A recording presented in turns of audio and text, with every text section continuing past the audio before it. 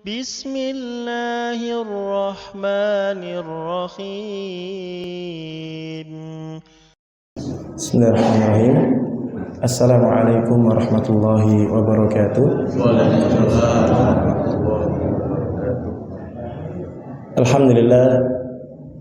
Alhamdulillahilladzi an'amana bi ni'matil iman wal islam.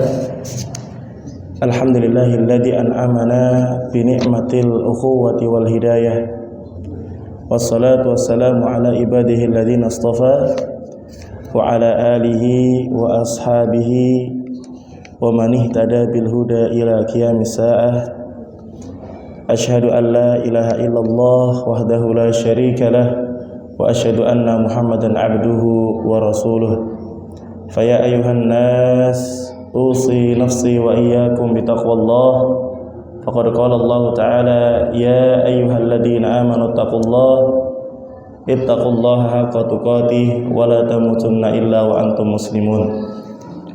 Amma ba'd, ingkang kula hormati nasihat Takmir Masjid Haji Ansari, terus nggih Bapak Haji Darmadi, yang kula hormati Takmir Masjid Bapak Muhammad Asrul Fahmi, yang kula hormati para sepuh bini sepuh, para bapak, para ibu, para adik-adik jamaah ingkang dahat kinurmatan. Monggo kula lan panjenengan sami sesarengan muji syukur ing ngarsanipun Allah taala. Alhamdulillah kula lan panjenengan sami pikantuk nikmat ingkang kathah saengga kula lan panjenengan sami saged kempal ten panggenan menika mboten wonten alangan setunggal punapa mawon. Mugi-mugi kula lan panjenengan sami anggenipun rawuh ten Masjid Haji Ansor menika pikantuk pahala ingkang kathah saking Allah Subhanahu wa taala. Amin. Amin rabbal alamin. Sebab Rasul sallallahu alaihi wasallam sampun dawuh ing dalemipun hadis ingkang diriwayataken Imam Muslim, man salaka tariqan, sapa wonge kang nempuh sawijining dalan, yaltamisu fihi ilman, kanggo belajar ilmu agama, sahalallahu lahu bihi tariqan ilal jannah, monggo Allah Subhanahu wa taala badhe ngampelaken tiyang wau anggenipun nempuh dedalan marang surgane Allah Subhanahu wa taala. Salawat saha salam mugi tansah tercurah marang Nabi Muhammad sallallahu alaihi wasallam. Mugi-mugi salawat wa lumeber marang kaluwarganipun, para sahabatipun lan sedaya umat ingkang miturut sunahipun ngantos dinten kiamat. Amin ya rabbal alamin. Bapak Ibu, adik-adik jamaah sedaya sami sehat nggih? Alhamdulillah nggih. Mun ate samarep kula napa dereng jamaah? Mun nggih. Saleh kula riyen nyantri ten kita Miftahul Ulum nggih. Tahun 2011 ngantos 2014. Sering lewat mriki, nate ngisi ten TK mriki juga nggih, sepindah kados sing. Asmanipun Ahfad, cuman biasa dikenali Alfat nggih. Nah, jamaah yang dahat kehormatan insyaallah ten dalu menika kula panjenengan sami badhe sareng-sareng ngaos bab tentang amal ingkang ringan nanging pahalane ageng. Amal ringan yang pahalanya besar. Dan insya Allah amalan ini setiap hari mengiringi kita. Artinya kita sering ketemu amal ini.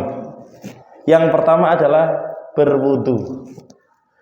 Kalau panjenengan sami minimal wudu niku ping pinten, Pak? Minimal gangsal nggih. Nah, niku keutamaannya luar biasa.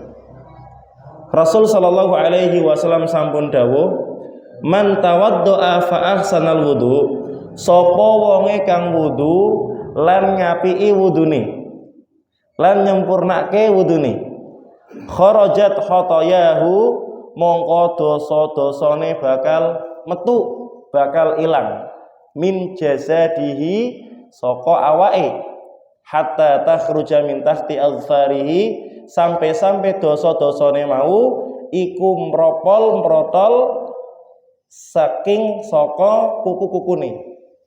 Jadi ketika air wudhu kita itu kemudian mengalir, jatuh, itu beriringan dengan jatuhnya dosa-dosa kita. Ajib mboten, Pak? Ajib.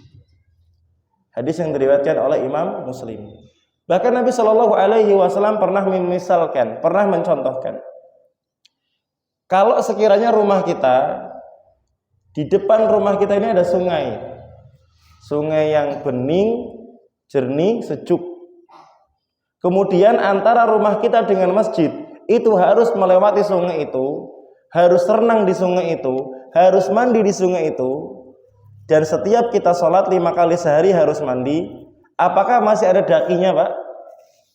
Mandi 5 kali sehari, kira-kira masih punya daki nggak? Enggak. Nek bahasanya ibu zaman sekarang bakalan glowing, bakalan apa, Pak? Alus, melis nong, luar biasa.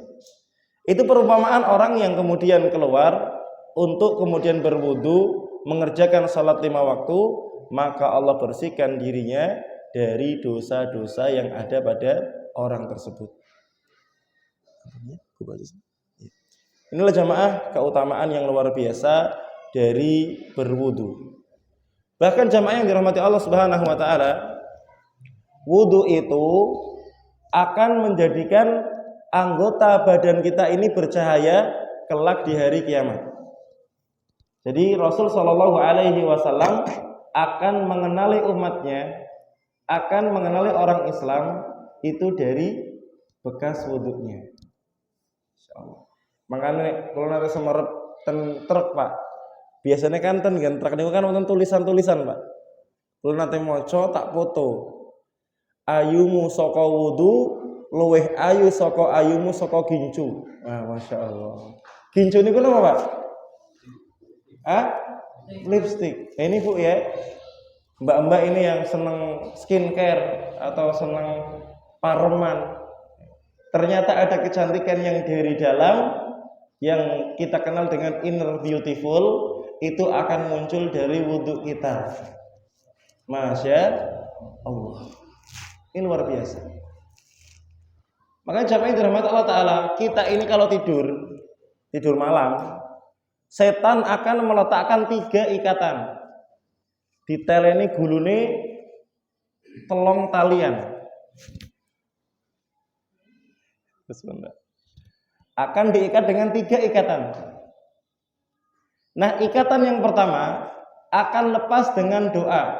Doa bangun tidur bagaimana, Pak? Ibu baca bareng-bareng 1 2 3. Alhamdulillahilladzi ahyana ba'dama amatana wa ilaihin nusyur. Ustaz, kalau ngantuk tidur di pengajian, pas bangun baca doa boleh enggak? Boleh. Tapi kalau bisa jangan ngantuk ya Pak pengajian gitu. Jadi ikatan yang pertama lepas. Tinggal berapa? 2. Ikatan yang kedua akan lepas dengan wudu. Jadi kalau kita wudu, maka akan lepas ikatan yang kedua. Tinggal berapa, Pak? Tinggal 1. Dan ikatan yang terakhir itu akan lepas dengan sholat 2 rakaat. Baik sholat tahajud maupun sholat qobliyah subuh maupun sholat subuh. Dan kata Rasul Shallallahu Alaihi Wasallam, kalau ada orang yang kemudian 3 ikatannya lepas, akan masuk di hari itu thayyibatun nafsi, dalam keadaan jiwanya bagus.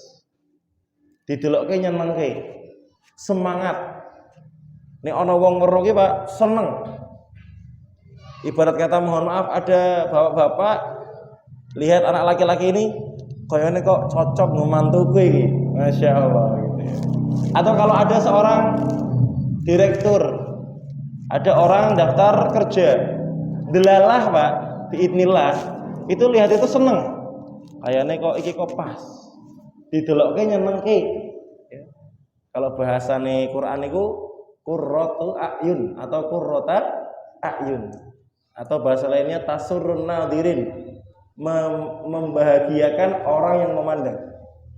Nah ini keutamaan wudu. Oleh karena itu jamaah yang dirahmati Allah Subhanahu wa taala, hendaknya kita senantiasa menjaga wudu. Ngapunten ya, Pak. Ya, dibuka silakan. Jamaah sudah ada camian betul? Nek pun monggo dibuka nggih. Ini namanya anak-anak ngapunten nggih, Pak. Monggo. Kurang sing pundi, Dik. Kita bukain. Nyuwun izin nggih, Pak. Iklan semenit. Bukain dulu mau yang mana? Tuh. Yang di maamnya.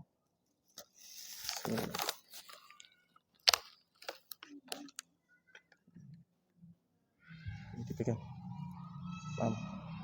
Baik jamaah, jadi amalan yang pertama, amalan yang ringan tapi pahalanya besar adalah menjaga wudu. Bahkan jamaah yang dirahmati Allah Ta'ala, Nabi Muhammad SAW itu pernah diberikan wahyu bahwasanya sandalnya Bilal bin Rabah, terompahnya Bilal bin Rabah itu sudah terdengar di surga, padahal Bilal masih di dunia. Maka Rasul SAW kemudian bertanya, wahai Bilal, amalan apa kiranya yang engkau lakukan sehingga saya mendengar, saya dikabarkan langkah kakimu itu sudah terdengar di surga. Kemudian Bilal menyampaikan, saya itu melakukan amalan yang engkau ajarkan ya Rasul. Ya, tidaklah seorang itu kemudian wudu, memperbaiki wudunya, kemudian dia mengerjakan salat kecuali Allah ampuni dosanya. Amalan itu ya Rasul. Jadi Bilal bin Rabah itu setiap wudu mesti salat sunnah syukur wudu. Makanya jamaah, kalau kita bisa kerjakan. Dan yang namanya amalan yang sama hukumnya sunnah, bentuknya sama, waktunya boleh dikerjakan sama, itu boleh digabung. Karena Syekh As-Sa'di menyebutkan dalam syairnya, wa in tasawal amalan ijtama'a wa fi'lu ahadihima fastami'a. Kalau ada dua amalan atau lebih yang sejenis, itu boleh digabung. Jadi dikerjakannya satu, tapi niatnya lebih dari satu. Contoh, habis wudu, masuk masjid kurang 3 menit qomat, hanya cukup 2 rakaat sholat, maka boleh niat sholat 2 rakaat itu apa? Syukur wudu, tahiyatul masjid, qobliyah. Ini kalau bahasa masakannya 3 in 1, kopi, susu, gula, jadi satu, Pak. Jadi amalannya satu, pahalanya 3. Ingat ya, selama sama-sama sunnah, sama-sama waktunya boleh dikerjakan bersamaan. Contoh lain, misalkan setelah Ramadan ada puasa sunnah 6 hari, namanya puasa Syawal. Pas hari Senin boleh diniatkan niat puasa Syawal plus niat puasa Senin Kemis.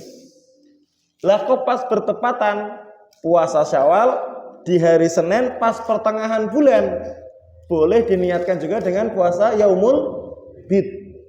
Satu ibadah pahalanya 3. Luar biasa, Pak. Ini pentingnya kita mengetahui ilmu-ilmu semacam ini. Jadi kalau bahasa Indonesia itu sekali mendayung 2-3 pulau terlampaui. Masya Allah, istimewa ya. Alhamdulillah. Nah jamaah yang dirahmati Allah Subhanahu wa Ta'ala, maka dari itu kalau kita wudu itu harus temenanan. Oke? Harus temenanan niatnya. Sayang ini sama saja. Ini sama. Niatnya harus benar. Kemudian sempurnakan wudu walaupun dalam kondisi kita tidak senang. Kapan kita nggak senang? Misalnya pas dingin. Kalau misalkan kita ke arah Kajen, kemudian mana Pak?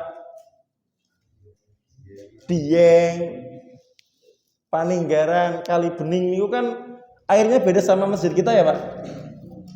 Talun mungkin juga bisa gitu, tempat-tempat tua saya. Nah maka dari itu kalau kemudian dalam kondisi yang berat seperti itu saja masih bisa menyempurnakan wudu, maka pahalanya luar biasa. Kata Rasul sallallahu alaihi wasallam, ala adullukum ala ma yamhullahu bihil khotoya. Sahabat, sira kabeh gelem apa ora tak tuduhi amalan sing nek amalan kuwi dikerjake Allah bakal ngapus dosane sira kabeh. Jadi Allah akan menghapus dosa-dosa orang yang melakukan amal ini. Bukan cuma dihapuskan dosanya, wa yarfa'u bihi darajat, dan Allah akan angkat derajatnya. Ini kan luar biasa, Pak. Ibarat kata orang itu punya utang, wis utangnya tak anggap lunas. Kiye duit go Bali. Wah, Masya Allah ya, Pak. Wong panjenengan ngapunten Pak, nek gadah utang saja dianggap lunas, seneng mboten, Pak? Ini bukan cuma dianggap lunas, diamplopi pisan. Masya Allah. Nah ini dia. Maka kemudian qalu bala ya Rasulullah. Para sahabat ketika itu menjawab, tentu ya Rasul, kami mau diberikan kabar tentang amalan tersebut. Amalan yang bisa menghapuskan dosa dan bisa meninggikan derajat. Kata Rasul sallallahu alaihi wasallam, isbaghul wudu 'alal makarih. Menyempurnakan wudu walaupun dalam keadaan enggak seneng. Salat subuh, wudu itu memang wajibnya sekali, Pak. Muka sekali, tangan sekali, kepala sekali, kaki sekali, itu wajibnya. Tetapi kalau sunnahnya banyak. Termasuk apa? Cuci tangan, niki sunnah, nggih. Kumur-kumur juga sunnah. Bahkan memasukkan air ke hidung. Panjenengan kalau wudu hanya mulut apa sama hidung, Pak? Bagusnya sama hidung ya. Ngambil air, kemudian disedot pakai mulut, disedot pakai hidung, ditutup. Setelah sudah, keluarkan yang di hidung, keluarkan di mulut. Insya Allah, Pak, itu pahalanya lebih besar. Tapi ini isi poso ya ojo nemen-nemen apa maneh wudu mlebune telu metune loro. Lah kuwi sing siji ngendi, Pak? Dilek Pak Ustadz, ya Allah gitu. Jadi menyempurnakan wudu dalam kondisi kita ini enggak senang karena dingin mungkin atau karena hal yang semisalnya, maka hal ini merupakan amalan yang pahalanya besar. Masya Allah nih, Pak ya. Menyempurnakan wudu dalam kondisi tidak senang. Termasuk jamaah, di antara sunnah sebelum tidur adalah wudu. Lah kalau kemudian kita bisa wudu sebelum tidur dengan wudu yang sempurna, seperti wudunya kita ketika sholat, ajib, Pak. Itu selama kita tidur, dosa-dosa kita diampuni. Kita tidur berapa lama sih, Pak? Katakanlah dari jam 10 sampai jam 4. 1, 2, 3, 4, 5, 6. 6 jam. Dosa kita dihapuskan. Dan mohon maaf, kalau kemudian kita meninggal, maka Masya Allah, insya Allah dosa-dosa kita sudah diampuni.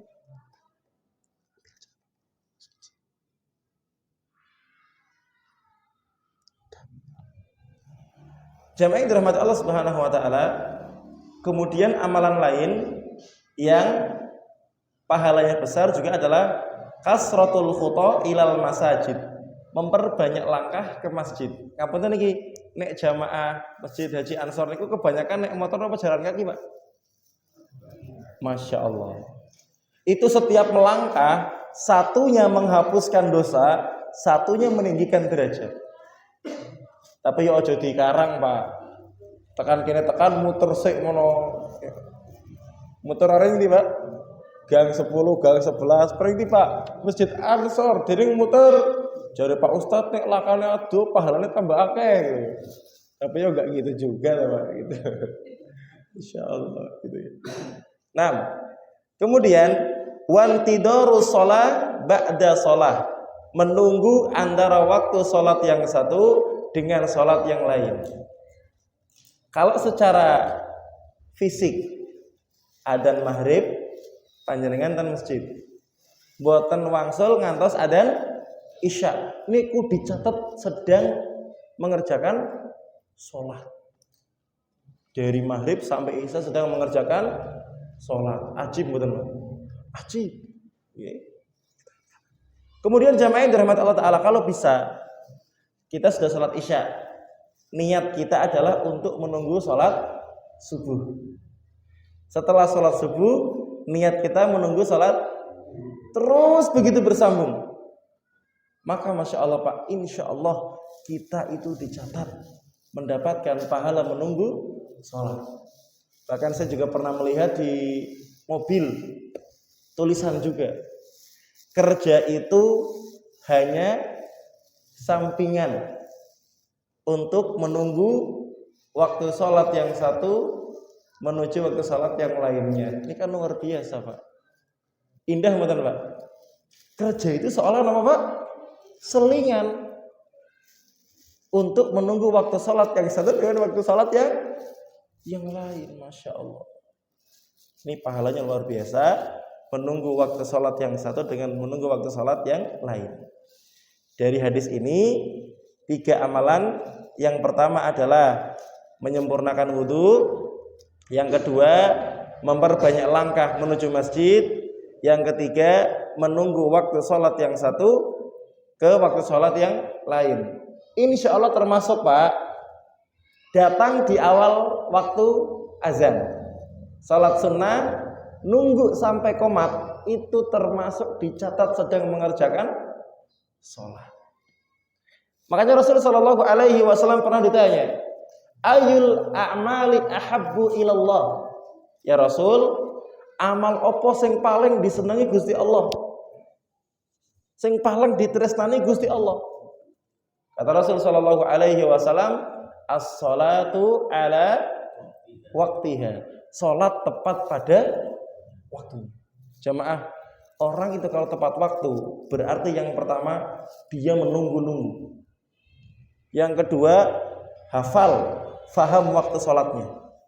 Dan yang ketiga benar-benar memperjuangkan datang di awal waktu. Itu tanda dia mencintai salat. Makanya ketika dia mencintai sholat, Allah pun mencintainya dengan tangan kanan. Ya? Nah, ini luar biasa. Jadi jamaah, kata Rasul Shallallahu Alaihi Wasallam, amalan ini selain seperti penghapus dosa dan akan meninggikan derajat, juga termasuk pahalanya ribat. Ribat itu menunggu di perbatasan antara negara Muslim dengan negara musuh. Contohnya di jalur Gaza yang meninggal sudah 15.000 orang jamaah. Melaskin apa pembuatan jamaah? Melaskin. Padahal negara Palestina itu di antara semua negara yang mengakui Indonesia merdeka. Luar biasa betul Pak. Sebelum negara lain mengakui Indonesia merdeka, Palestina sudah mengatakan Indonesia ini sudah merdeka.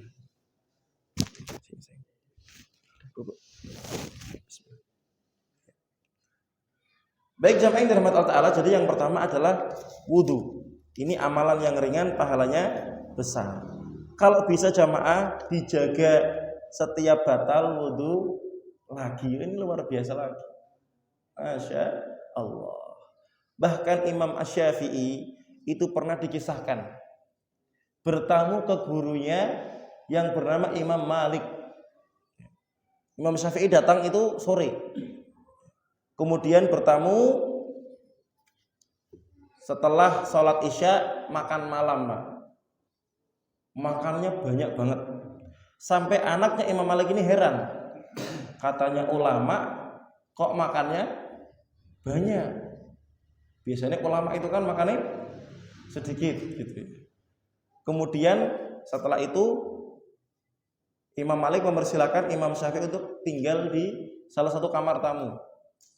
Tinggal di kamar tamu. Ternyata jamaah yang dirahmati Allah Subhanahu wa taala, ketika waktu subuh berkumandang, Imam Syafi'i keluar dan tidak wudu, langsung sholat subuh. Heran ini anaknya. Ini ulama seperti ini. Selesai kemudian anaknya tanya sama gurunya, sama bapaknya ya, "Bah, ini Imam Syafi'i ini gimana?" Pertama, Bah, dia makan banyak banget. Yang kedua, dia sholat subuh nggak wudhu dulu, memang sah sholatnya. Gitu. Kemudian akhirnya bapaknya ini memanggil Imam Syafi'i. Imam Syafi'i, anak saya tanya, kenapa panjenengan makannya banyak? Kata Imam Syafi'i, wahai guruku, saya tahu apa yang engkau suguhkan ini dari harta yang halal.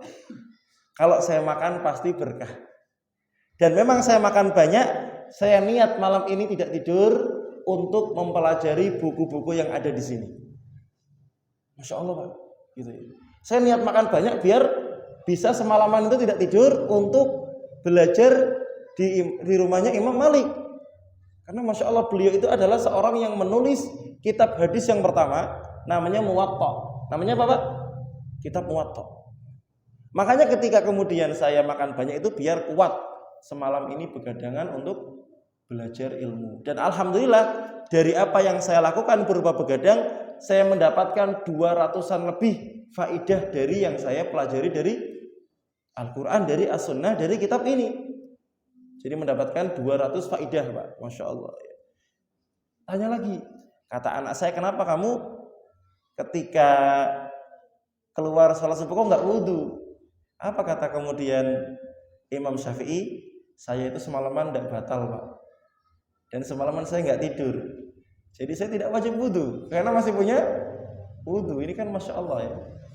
Ya kemungkinan Imam Syafi'i ketika sudah makan banyak pada Isya itu sudah apa jamaah? Sudah bersih-bersih ya, kemudian sudah pipis ya, sudah buang hajat, sehingga dari Isya sampai subuh beliau masih bisa menjaga wudhunya. Ini luar biasanya Imam Syafi'i. Kemudian jamaah, setelah wudhu yang kedua adalah azan. Baik mengumandangkan azan maupun menjawab azan, punya sama-sama keutamaan. Alhamdulillah Pak, Allah memberikan kesempatan baik bagi yang muadzin maupun yang mendengarkan azan. Karena kalau azan semua nggak bisa Pak, ya kan? Masjid satu azan cuma sekali. Tetapi Masya Allah, orang yang adzan dapat pahala, yang menjawab adzan juga dapat pahala. Maka Rasulullah SAW bersabda, la yasma'u mada sautil muadzin jinnun wala insun wala syai'un. Tidaklah jin maupun manusia maupun makhluk Allah, binatang, tanaman, angin, batu, semua yang mendengar suara adzan. Apalagi zaman sekarang pakai napa niki jenenge Pak? Speaker. Adang adzan ten Masjid Haji Ansor tekan Masjid Taqwa. Berapa banyak yang mendengarkan? Apa kata Rasul sallallahu alaihi wasallam? Illa syahidalahu yaumal qiyamah, kecuali semua yang mendengar, manusia, jin, makhluk baik binatang maupun tanaman atau makhluk Allah, akan menjadi saksi bagi orang yang adzan tersebut. Ajib betul Pak? Ajib. Maka di zaman dahulu adzan itu rebutan. Nek zaman saiki dorong-dorongan. Sampean bae lah itu. Sampean sing suarane apik, ora sampean bae sampean sing suarane keras, melung. Dorong-dorongan. Ini hadis yang diriwayatkan oleh Imam Bukhari. Jadi Masya Allah Pak ya, ketika seorang azan, semua yang mendengar akan menjadi saksi kelak di hari kiamat. Luar biasa. Dan jamaah, setiap kita itu yang menjadi saksi itu 4.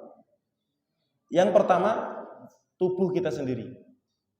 Nanti di hari kiamat, mulut akan dikunci, tangan berbicara, kaki berbicara, semua berbicara, telinga berbicara. Di surat Yasin kan, hari di mana ditutup mulut mereka dan berkatalah tangan mereka, kaki mereka. Maka tubuh kita ini akan bersaksi atas apa yang kita kerjakan. Bukan cuma tubuh kita, tempat kita. Tempat kita akan bersaksi. Makanya kalau sholat sunnah, baiknya itu pindah-pindah. Subuh misalkan qobliyah di sini, qobliyah duhur di sini, tapi jangan sholat sunnahnya di sofnya perempuan. Mas, lah kok sholatnya yang gini Mas? Ditanya ibu-ibu. Jadi Pak Ustadz Afat kon pindah-pindah. Soft laki-laki sudah saya coba semua Bu. Yang belum soft perempuan. Oh, ini jadinya ngawur Pak. Nanti malah jadi salah sangka gitu ya. Alhamdulillah saf laki-laki sudah semua, nanti ganti lagi gitu ya. Ulang dari awal. Ini akan menjadi saksi kita. Kemudian malaikat juga akan menjadi saksi. Tidaklah keluar ucapan kecuali dari kanan dari kiri ada yang mencatat. Yang kita sering kenal raqib dan atid. Kemudian bukan cuma itu, Allah juga menjadi saksi. Ya. Maka termasuk orang yang suka adzan, semua makhluk yang mendengarkan azannya akan menjadi saksi bagi orang tersebut di hari kiamat. Masya Allah, ajib ya. Nah sekarang kita akan membahas juga keutamaan orang yang adzan. Kata Rasul sallallahu alaihi wasallam, al-muazzinun atwalun nasi a'naqan.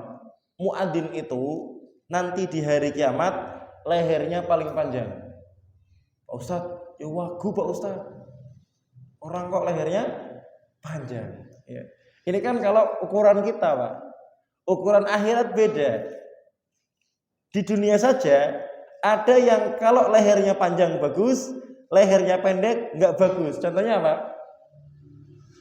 Contohnya banyak. Itu hewan yang ajib walaupun satu dinamakan banyak. Banyak kalau lehernya pendek jelek apa bagus? Jelek karena nggak biasa. Bebek kalau lehernya panjang bagus, kalau lehernya pendek tidak bagus. Unta, burung unta itu lehernya panjang jadi bagus.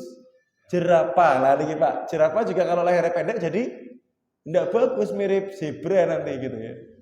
Maka dari itu jamaah muadzin itu nanti lehernya panjang di hari kiamat. Insya Allah. Ya. Jadi insya Allah ketika seorang muadzin itu azan, maka Allah akan berikan keutamaan lehernya panjang. Ini muadzin. Sekarang kita bahas orang yang menjawab azan.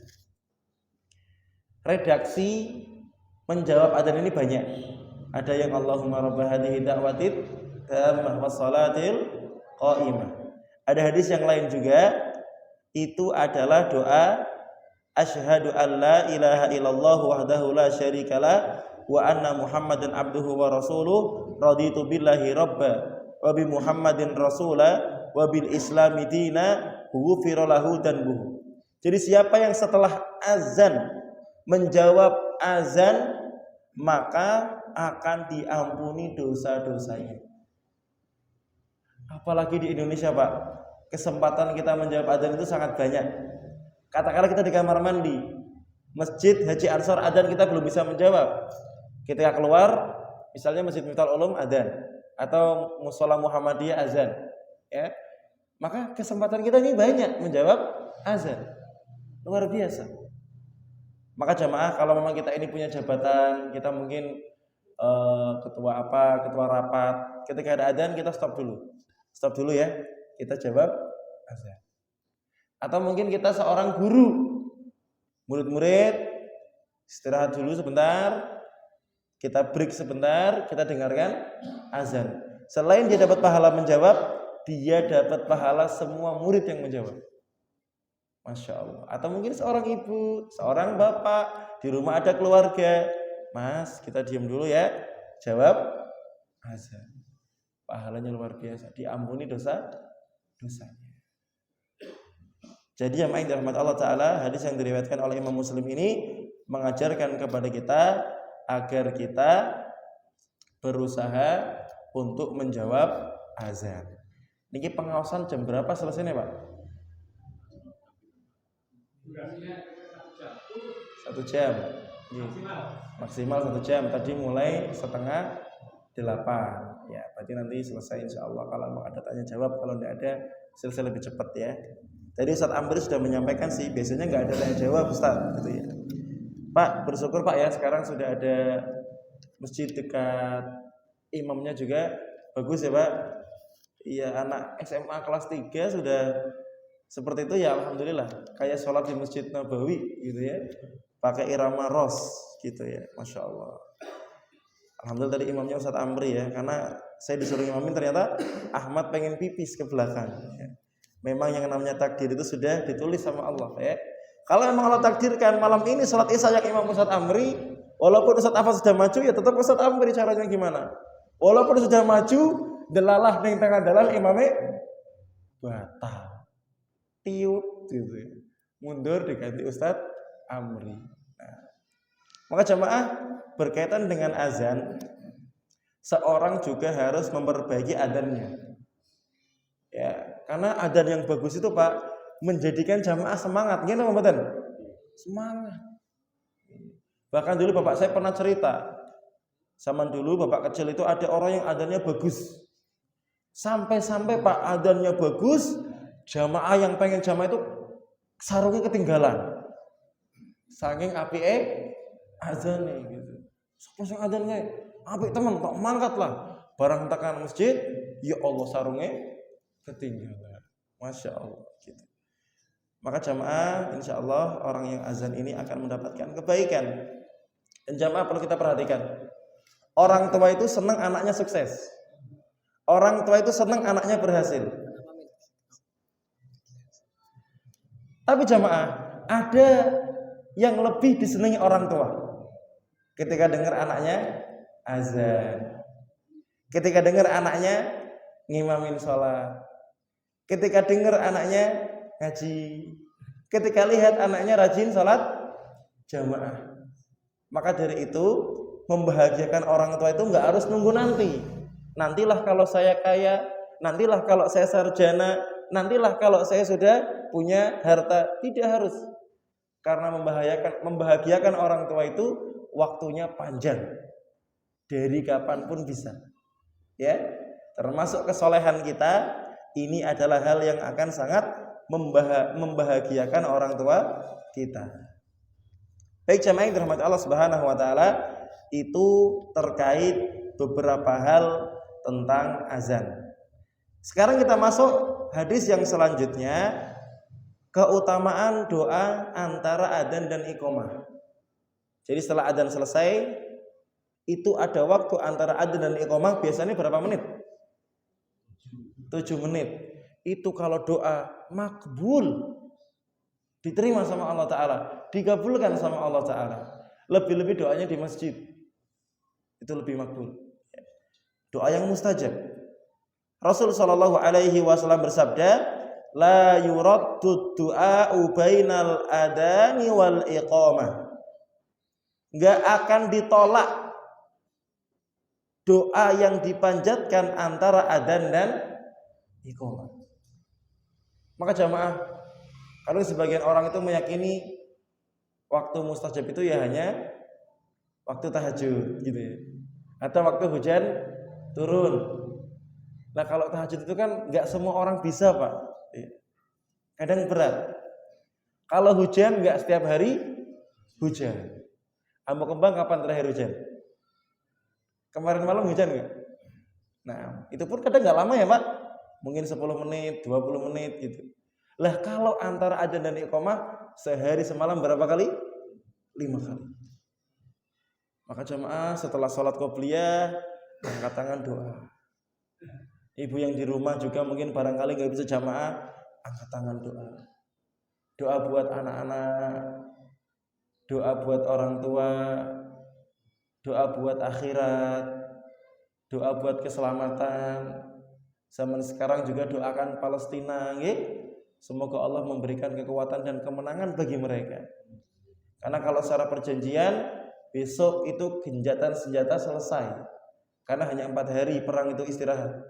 Tapi ya semoga perangnya benar-benar selesai jamaah ya. Kasihan 15.000 sudah meninggal jamaah. Sepertiganya anak-anak.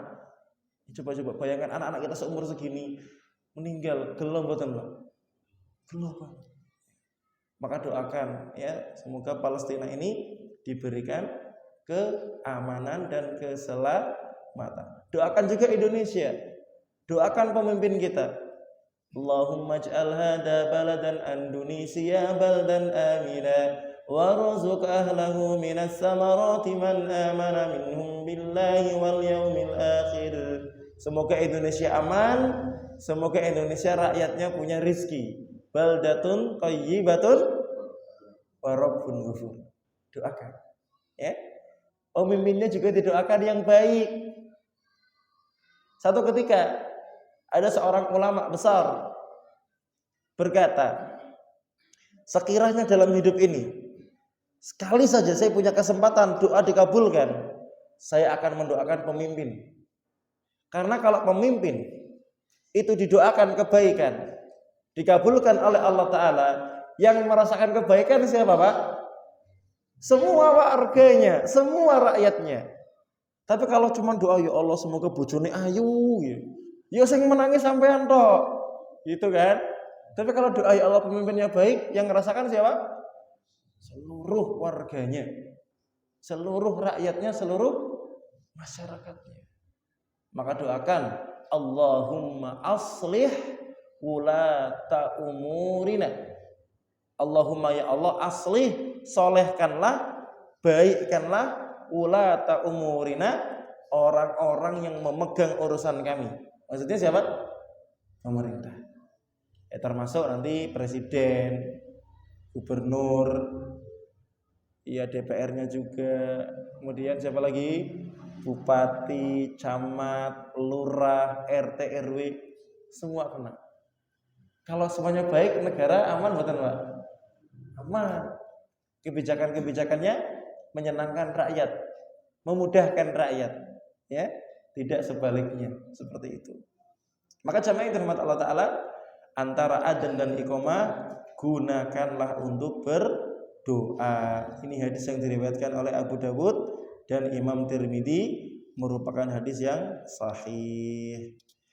Jamaah yang dirahmati Allah Subhanahu wa Ta'ala, jangan khawatir, setiap kita ini punya kesempatan untuk mendapatkan pahala yang besar. Ya.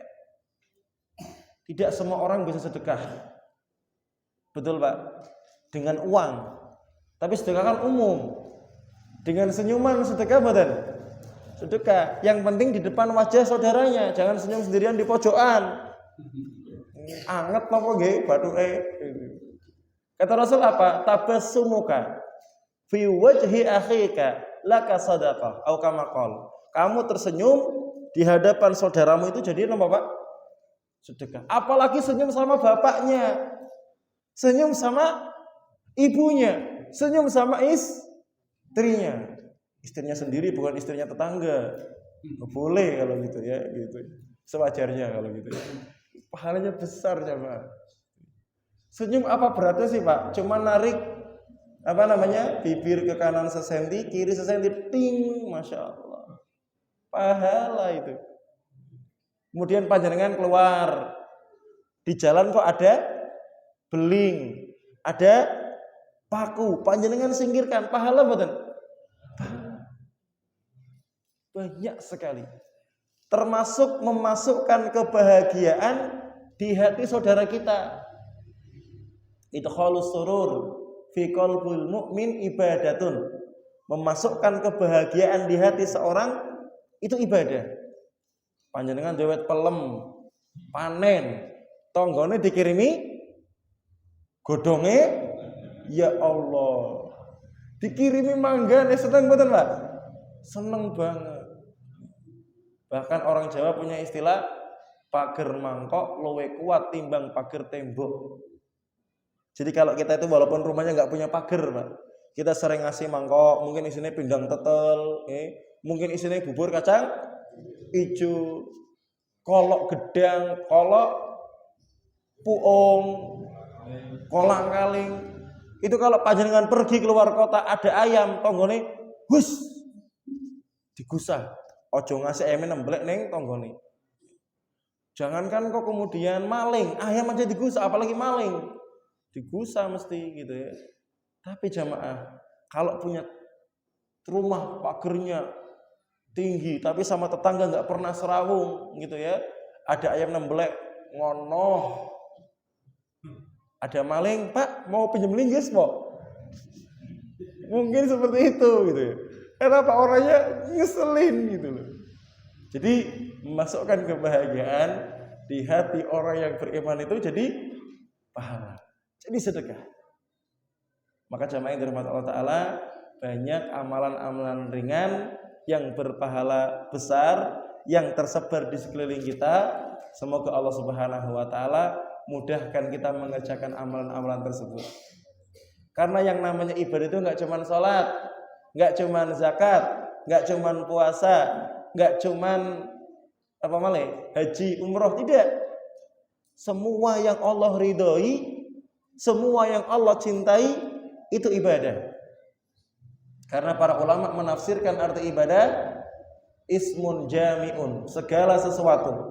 Likulli ma yuhibbuhullahu, yang Allah cintai, wa yarda, dan Allah ridhoi.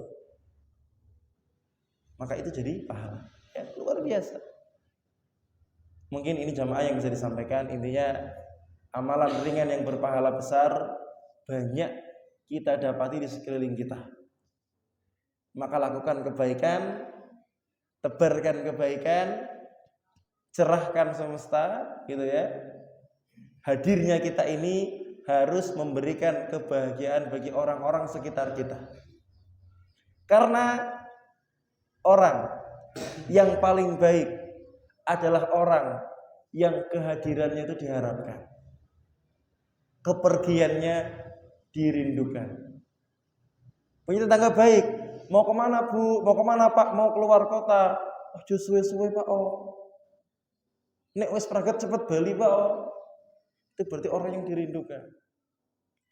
Baru keluar berapa hari telepon, Pak lah baline kapan? Bu lah kok nembe mangkat wingi gitu ya. Dinteni jamaah, ya Masya Allah. Lah orang yang paling buruk, yang kehadirannya itu apa? Tidak diharapkan. Sopo kae? Pak iki, aduh kok bisa bali sih yo? Mbok ora usah bali bae sih yo. Sebaliknya ada mobil datang. Siapa itu yang mau pergi? Pak ini, Bu ini, alhamdulillah. Ini orang yang alamat enggak baik. Dalam tanda kutip kalau memang lingkungannya baik, Pak, gitu ya. Jadi oleh karena itu, marilah jadi orang-orang yang baik. Jadikan setiap waktu kita ibadah, jadikan setiap waktu kita bernilai sedekah. Karena Pak, kalau kemudian kita amal baiknya lebih banyak, maka kita akan dimudahkan masuk surga. Semoga sebagaimana Allah kumpulkan kita di Masjid Haji Ansor ini, semoga Allah Ta'ala kelak kumpulkan kita di surga. Amin ya rabbal alamin. Mungkin ini bisa disampaikan. Enggak ada pertanyaan gitu? Ada? Oke, monggo. Ya. Bismillah, izin bertanya Ustaz. Masalah azan Ustaz. Kalau pas kita kebetulan nggak dapat kesempatan menjawab karena sedang di kamar mandi nih Ustaz. Kemudian keluar dari kamar mandi pas sudah habis, sudah tidak ada yang azan lagi. Terus kita ngulang sendiri, Allahu Akbar, asyhadu an la ilaha illallah sampai selesai. Apakah kita masih mendapat keutamaan yang sama dengan menjawab pada saat? Iya, baik. Barakallahu fiik. Jadi jamaah ada dua cara biar kita mendapatkan pahala, atau mungkin tiga katakanlah ya. Kalau yang pertama, kondisi kamar mandi kita ini nggak ada WC-nya, itu sebetulnya kita boleh menjawab di hati. Ya, nggak ada najisnya di situ. Ya, itu kita boleh menjawab tapi di mana? Di hati. Tidak sampai dilafalkan. Ya, itu boleh. Tetapi kalau kamar mandinya ada najisnya maka tidak boleh. Ada klosetnya gitu, tidak boleh. Gitu ya. Yang kedua, kalau sudah siram bersih, insya Allah aman Pak. Ya karena sudah jauh itu najisnya. Tapi kalau masih ada di situ, siram dulu. Tapi kalau kita khawatir, kita was-was gitu ya, jawabnya nanti kalau udah keluar. Syukur-syukur masih dapat adzan yang lain. Karena kadang di Indonesia ini kan masjid saking banyaknya, musola saking banyaknya masih bisa dapat kesempatan adzan yang selanjutnya. Dan kalau qadarullah pas keluar kok tidak ada adzan yang lain dan kita belum sempat menjawab di kamar mandi karena ada satu uzur, kita boleh jawab ketika sudah di luar kamar mandi. Ya. Jadi insya Allah tetap mendapatkan pahala. Begitu ya Mas? Allahu a'lam bishawab. Fik barakallahu. Ada yang lain? Monggo. Satu yang membatalkan itu adalah tidur. Mungkin ketika kita mau tidur kan tidur dulu. Itu bagaimana?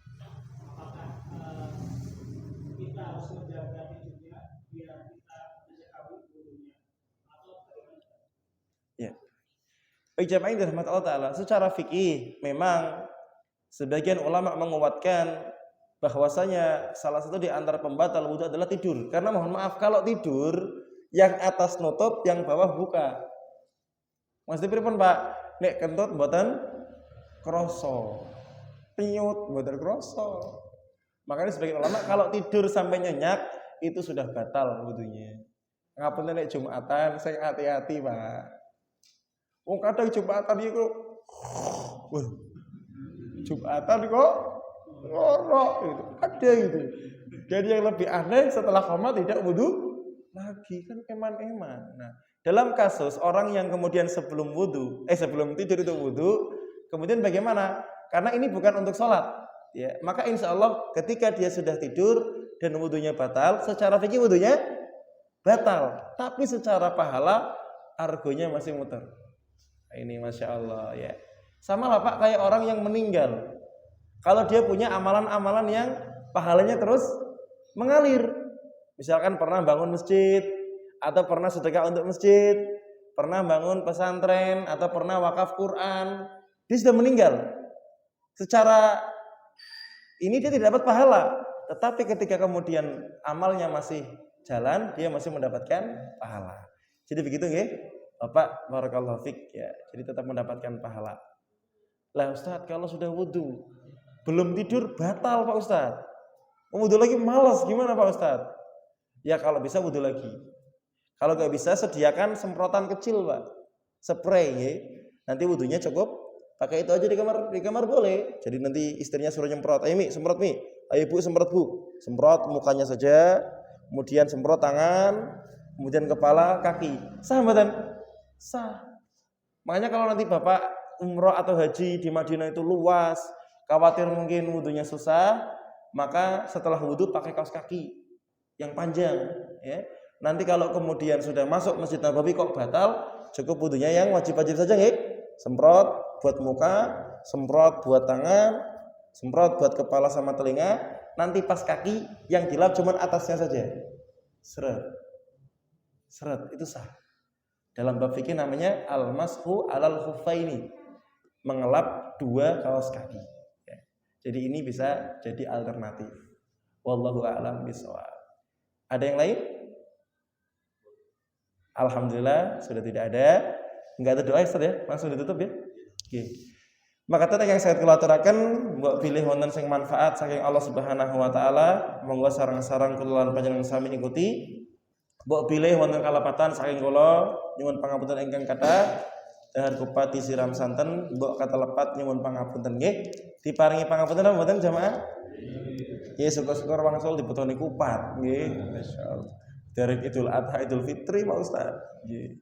Monggo kula tutup lan panjenengan sami pengawasan menika kelawan doa kafaratul majelis. Bismillahirrahmanirrahim. Subhanakallahumma wa bihamdika asyhadu an la ilaha illa anta astaghfiruka wa atubu ilaik. Nasrun minallah wa fathun qarib. Nun wal kalami wa ma yasturun. Wassalamualaikum warahmatullahi wabarakatuh.